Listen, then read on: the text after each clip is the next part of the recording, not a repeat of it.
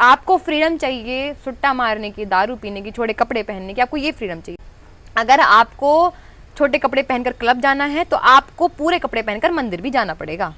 अच्छा, मीनाक्षी सहरावत की नज़र से अगर मैं दुनिया देखूं तो लड़कियों को किस प्रकार का होना चाहिए और लड़कियों के लिए ये सृष्टि कैसी होनी चाहिए? क्योंकि आपने कहा ना, माँ से ही सब कुछ बनता है।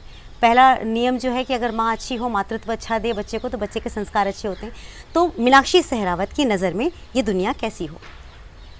देखिए, सबसे पहले तो ना लड़कियों को एक फ्रीडम जो शब्द है उसका या तो गलत मतलब पढ़ाया गया है, वो खुद या तो उन्होंने समझ लिया है ना। वुमेन एम्पावरमेंट के नाम पर भी बहुत कुछ हो रहा है, फेमिनिज्म के नाम पर बहुत कुछ हो चुका है। फेमिना एक शब्द था जो एक ग्रीक फिलोसोफर ने पहली बार यूज करा था अपनी स्पीच में, और उसका जो मतलब उसने बताने की प्रयास किया था वो इक्वलिटी से उसने संबोधित किया था। इक्वलिटी इक्वल टू फेमिनिज्म, क्योंकि उस समय में फीमेल को बहुत ज़्यादा आज़ादी नहीं थी, वोट देने की आज़ादी नहीं थी, एजुकेशन की आज़ादी नहीं थी, बहुत सारी आज़ादी नहीं थी। ठीक है, तो आज इक्वलिटी के नाम पे, फ्रीडम के नाम पर बहुत कुछ हो रहा है, बहुत कुछ चल रहा है।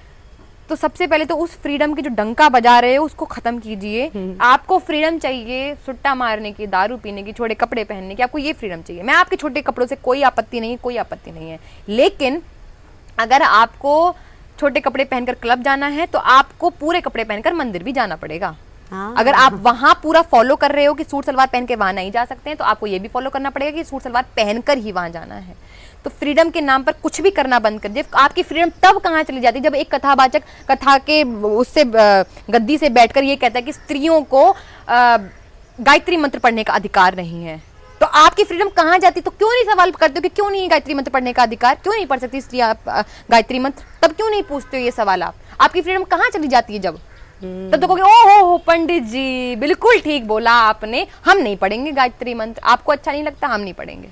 आपने कह दिया, आप जो बोलोगे हमारे शास्त्रों में पक्का यही लिखा होगा जो आपने कह दिया। सवाल नहीं पूछते हैं, सवाल ही नहीं पूछते हैं, सवालों को अंदर दबा लेते। तो लड़कियों को सबसे पहले तो ये फ्रीडम का डंका बजाना बंद करिए और फ्रीडम के नाम जो अच्छी चीजें वो करिए। पुरुष ना बड़े चालाक होते हैं।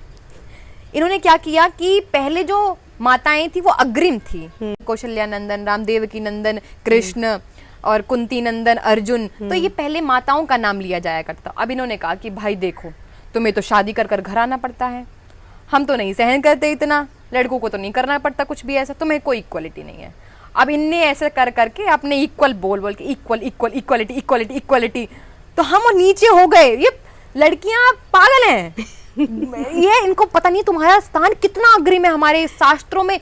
आप हमारे शास्त्रों को जब देखेंगे तो महिलाओं को इतनी ज्यादा ऊंचाई दी गई है, इतना ज्यादा ऊपर रखा गया है। हर शास्त्र में महिलाओं के बारे में जरूर कुछ ना कुछ बात की गई है, और वो बात जो की गई है वो नहीं की है जो आप बता रहे हो, वो करी गई है कि आप इतना समझ सकते हैं कि कृष्ण के पास चक्र है और भोले जी के पास त्रिशूल है और माता के पास दोनों हैं, चक्र भी है और त्रिशूल भी है। क्यों? क्योंकि दोनों की शक्ति, दोनों की जो एनर्जी है वो ग्रहण कर सकती, इतनी ताकत है उनके अंदर। तो आपको इतना अग्रिम स्थान दिया गया, आप कह रहे इक्वलिटी के नाम में हम नीचे हो जाते हैं। तो आप पागल बना रहे हैं, ये बुद्धू बना रहे हैं आपको, ये पुरुष जो लोग हैं। मेरे को लगता है मीनाक्षी के हाथ में त्रिशूल भी है, चक्र भी है और विद्या के लिए किताब भी है। मीनाक्षी इसीलिए अग्रिम है। Meenakshi, thank you so much, आपसे बात करके सच में बहुत मजा आया। Thank you very much.